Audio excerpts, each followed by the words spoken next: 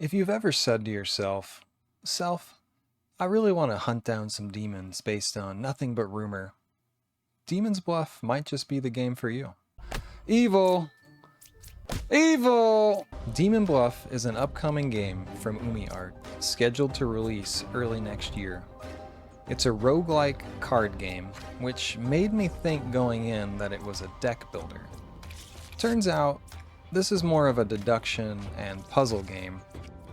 You don't have a deck, exactly, although you will sort of unlock cards as you progress through the difficulties. Cards simply represent different types of clues or misdirection you'll have to sift through, Lie and disguise. and the exact combination and available possibilities change with each level. Let me break down how it works. Each round, you're told what cards are possible to draw, Alright.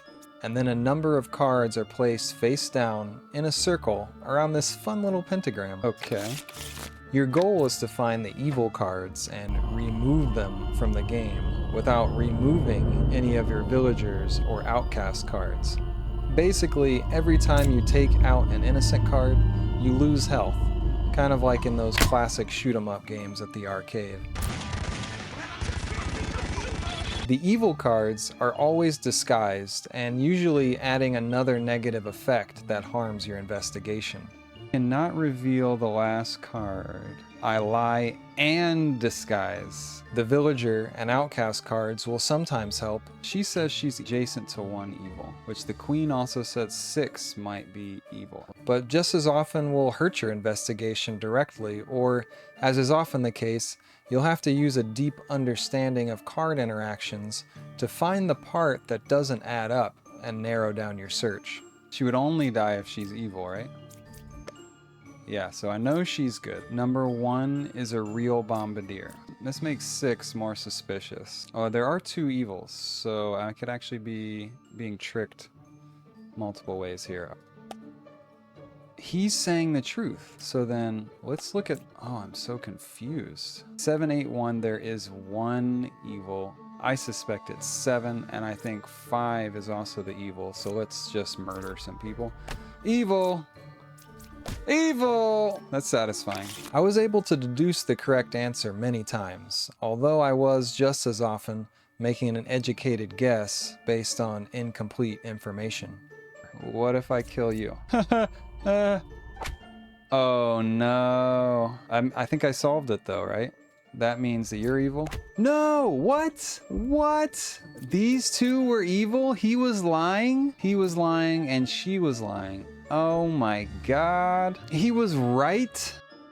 I'm sure a large part of that was based on my skill level and not the game itself, although I'm left wondering if the answer is always something you can deduce, or if guessing will play a part depending on random chance. I just have a gut feeling. And I was completely and horribly wrong. It was surprising to me how quickly the game started to make me feel like I was in over my head. He says he's 4 cards away from the closest evil. If he says he's saying the truth that he's evil, and if the witch is 3 cards away from the closest evil, I don't know what that means. It does a great job of building complexity out of very simple interactions, and I know it will reward repeat playing and a deep understanding of the cards. I was just testing out things a lot in the beginning, not knowing exactly how one card was affecting another and how that card would affect a third or a fourth card. I suspect that he's real, only because both of these are corroborating each other. In this way, it felt like playing chess, where you're always thinking many moves ahead, and if you aren't sure how a piece moves yet, that fog of war will quickly mean that your imagined domino of effects goes in the complete opposite direction, and you end up choosing the wrong card. Well, he was definitely evil, but due to this dude right here, I think 2 has to be evil. No! That means you're evil.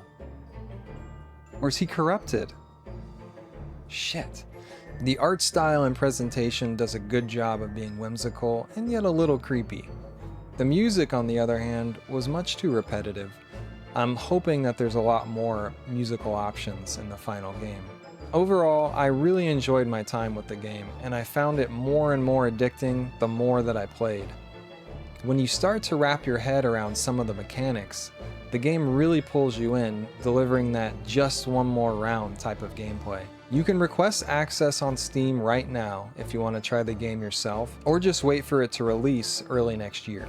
Check out my full playthrough linked below and at the end of the video if you want to see more gameplay. Thanks for watching, and like and subscribe, as long as you're not a corrupted villager. You're not, are you? Are you a demon?